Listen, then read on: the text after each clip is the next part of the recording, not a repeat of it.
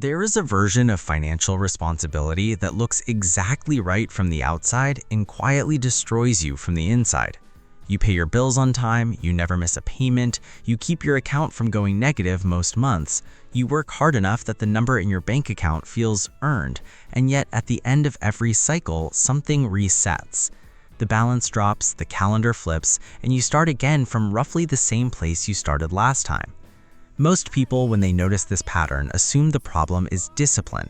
They think they need to cut more, spend less, resist more, want less. They open budgeting apps, they make spreadsheets, they feel guilty about coffee. They tell themselves that next month will be different, and next month arrives looking almost identical to this one. What almost no one considers is this. The system was not designed to move you forward. It was designed to keep you exactly where you are. Functional enough to keep participating, stretched thin enough to keep borrowing, reliable enough to be worth keeping, and just uncomfortable enough that you never stop looking for relief. You are not failing the financial system. The financial system is working on you precisely as intended.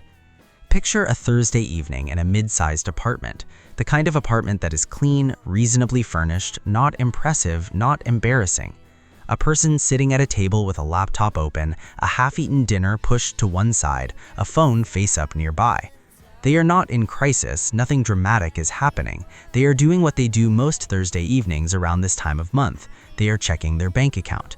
The ritual is familiar.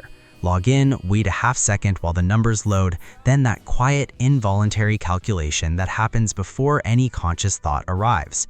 How much is left? How many days until the next deposit? Whether the number is slightly better or slightly worse than expected. Whether there is enough margin to breathe, or whether the next 2 weeks will require that particular kind of careful attention that sits just beneath the level of actual stress but never fully leaves the body. They close the app, they open it again a few minutes later, as if the number might have changed. It has not changed. They are not irresponsible, they are not reckless. They have a stable job, a predictable income, a general sense of what things cost and what they can afford. They know roughly how much comes in and roughly how much goes out.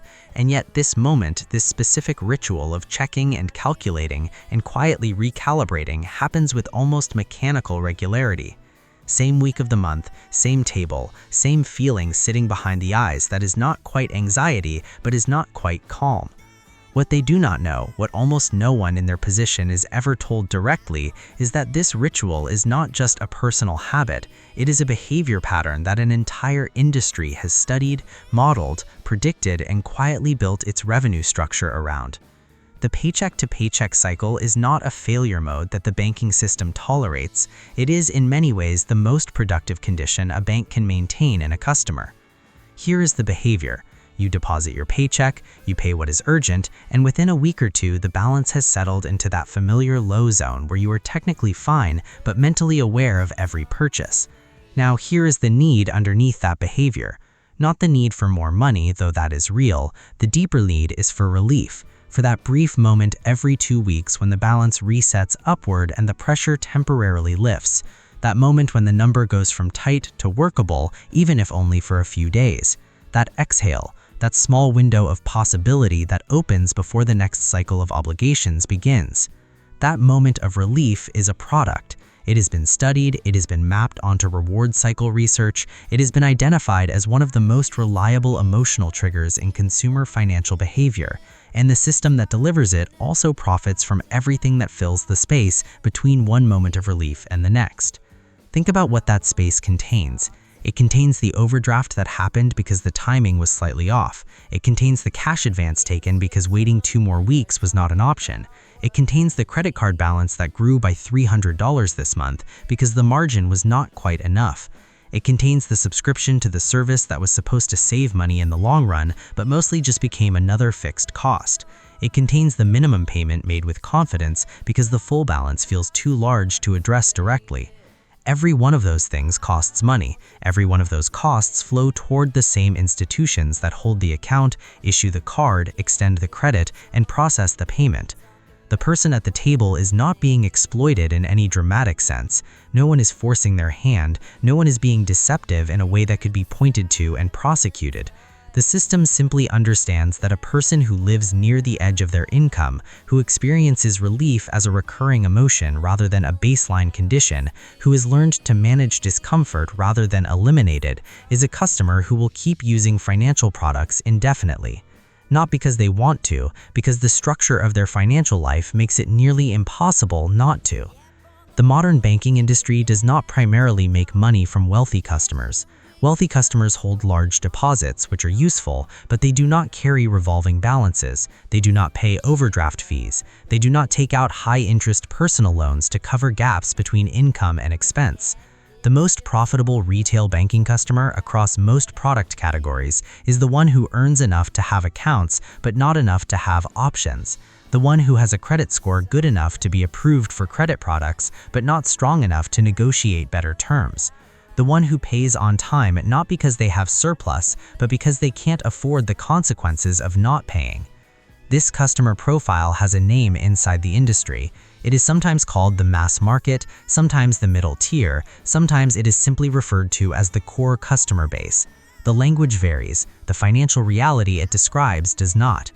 Banks are not charities, they are not public services. They are businesses structured to generate return on capital, and the capital they generate return on includes in a very direct way the money that flows through accounts held by people who live within very tight financial margins. Consider how the credit system actually functions beneath the surface of the language used to describe it. The language says, here's an opportunity to build your credit score, to access capital when you need it, to smooth out the irregular moments in your financial life. The language is not dishonest exactly. Credit does smooth out irregular moments, it does provide access to capital, a good credit score does open doors. What the language does not say is this: the system is most financially valuable from the institution's perspective when you use it continuously rather than occasionally, when you carry a balance rather than paying in full, when you need it consistently, cyclically, without a clear exit point. The credit score is real, the opportunity is real, the trap is not hidden inside a lie. The credit score is real, the opportunity is real. The trap is not hidden inside a lie. It is hidden inside a truth that is only half of the story. And the half that is never told is the part about what the system is designed to produce on the other end of that access. Not financial independence, not the absence of need. Continued participation, reliable, recurring, predictable participation. The debt psychology piece is perhaps the most counterintuitive. Most people understand debt as a problem, something to be eliminated, something shameful, or at minimum uncomfortable. And that understanding is accurate as far as it goes.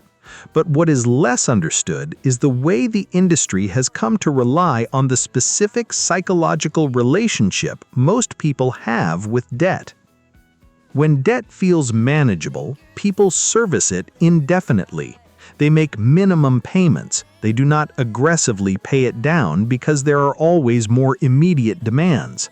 The balance shrinks very slowly or does not shrink at all depending on the interest rate and the payment behavior, and the person servicing that debt continues to work, continues to spend, continues to deposit, continues to pay, while the balance on the other side of that relationship generates revenue every single month without requiring the institution to do anything additional to earn it. The debt is not a problem the bank is helping you solve. The debt, once it exists and is being serviced, is the product. Your payment is the bank's income. Your balance is the bank's asset. The interest you pay is the return on that asset.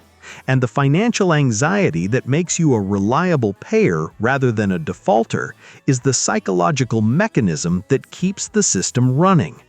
It is not sinister in the way a conspiracy is sinister. It does not require bad intentions. It simply requires that the incentives be structured correctly. And they are. The system rewards the behavior that sustains it. That is not a moral failing on anyone's part. It is a design. There is a moment that happens sometimes when a person has been looking at their financial situation long enough, honestly enough, without trying to immediately fix it or explain it away. A moment when the logic that has always seemed obvious begins to look slightly different. Not wrong exactly, more like incomplete. They have always understood their financial situation as a function of their income and their habits. They earn a certain amount, they spend a certain amount. The gap between those two numbers is their financial reality. If the gap is small or negative, the solution is either to earn more or to spend less.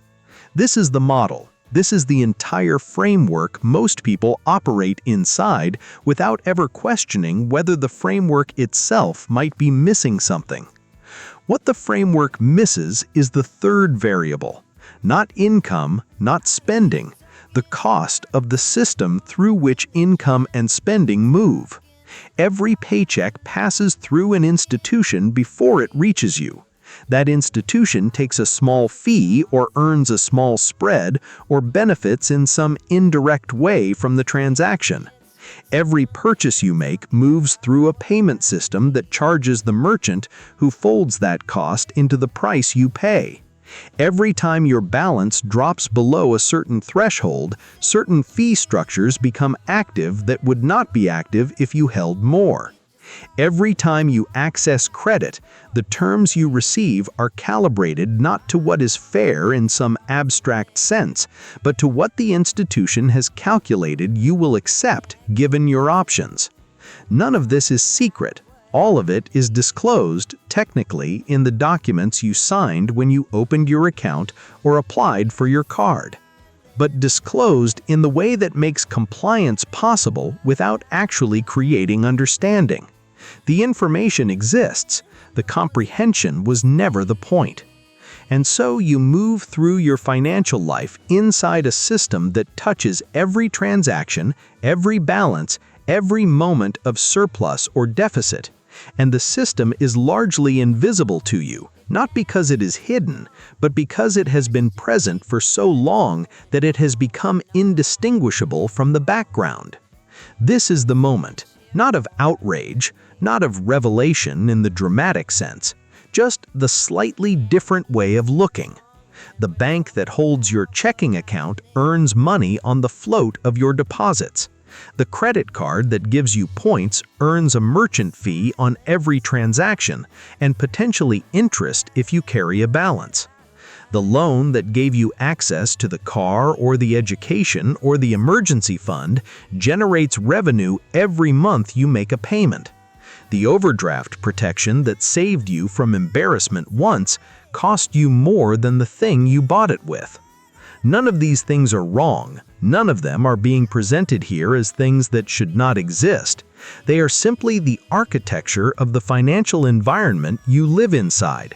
And the architecture was not designed around your financial well-being.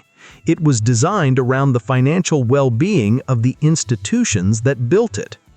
Understanding that is not the same as being able to immediately escape it. Most people cannot simply step outside the banking system. It is too deeply embedded in how employment works, how housing works, how major purchases are made. The system is not optional in any practical sense.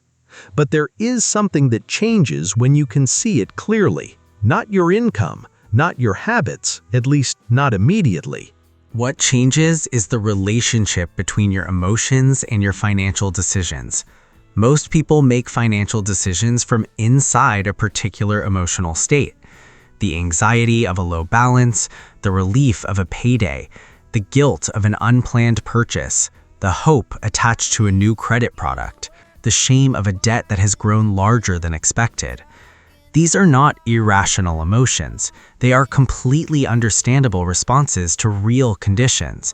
But they are also, it turns out, the emotional states that the system is most effective at operating through. The decision made from anxiety is rarely the most financially sound decision. The decision made from relief in that brief window after a paycheck clears tends to be more generous than the budget can actually support. The decision made from guilt often swings too far toward restriction and is abandoned quickly. And the decision made from hope is where most of the industry's marketing is pointed directly. When those emotional states lose a little of their grip, when there is a slight gap between the feeling and the decision, between the anxiety and the action, between the relief and the purchase, something different becomes possible. Not wealth, not immediately, not freedom from the system, not in any complete sense, but a slightly different relationship with the decisions that move money in and out of your life. That gap is small. It can be very small, but it is where something changes. The paycheck-to-paycheck cycle is not a personal failure. It is not a character flaw. It is not evidence that you are bad with money or that you lack the discipline of people who seem to be doing better. It is the predictable output of a system that was designed, refined, and continuously optimized over decades to produce exactly that condition in as many participants as possible. This does not mean you are a victim in any simple sense. The system operates through choices you make freely within constraints you did not choose. That is true of almost every system human beings live inside. The grammar of the language you think in was not invented by you. The road you drive on was not built by you. The financial architecture you move through every day was not designed by you, and it was not designed for you. It was designed to sustain itself. That is what systems do. What changes when you understand this is not your circumstances, at least not right away. What changes is the quality of your attention, the way you notice what is happening when a financial decision is in front of you, the slight pause before a choice that used to feel automatic, the ability to distinguish between a need that was manufactured for you and slowly handed back as if it were your own. The person at the table Thursday evening, checking their balance, feeling that familiar weight that is not quite stress, but is not quite calm. They cannot immediately change the number, they cannot immediately change the structure, but they can, if they choose to, begin to see it clearly, to stop blaming themselves for being exactly where the system intended them to be, and to hold their financial life with a little less shame and a little more precision. That is not a solution. It is something quieter than a solution. It is the beginning of a different kind of relationship with money. Not more hustle, not a secret strategy, not a product that fixes the problem by adding to it, just seeing it and deciding from that clearer place what to do next. Thank you for spending this time here. If something in this resonated, not because it was new information, but because it named something you had already felt without quite being able to say it, that is probably worth sitting with for a moment before moving on. If you want to stay in this kind of conversation, subscribing is a quiet way to do that. No pressure, no urgency, just more of this when it is ready. And if there is something this raised for you, a question, a disagreement, a moment from your own financial life that looked different after watching this, the comment section is there for exactly that kind of reflection. Take care of yourself, and take your time with the thinking this might have started.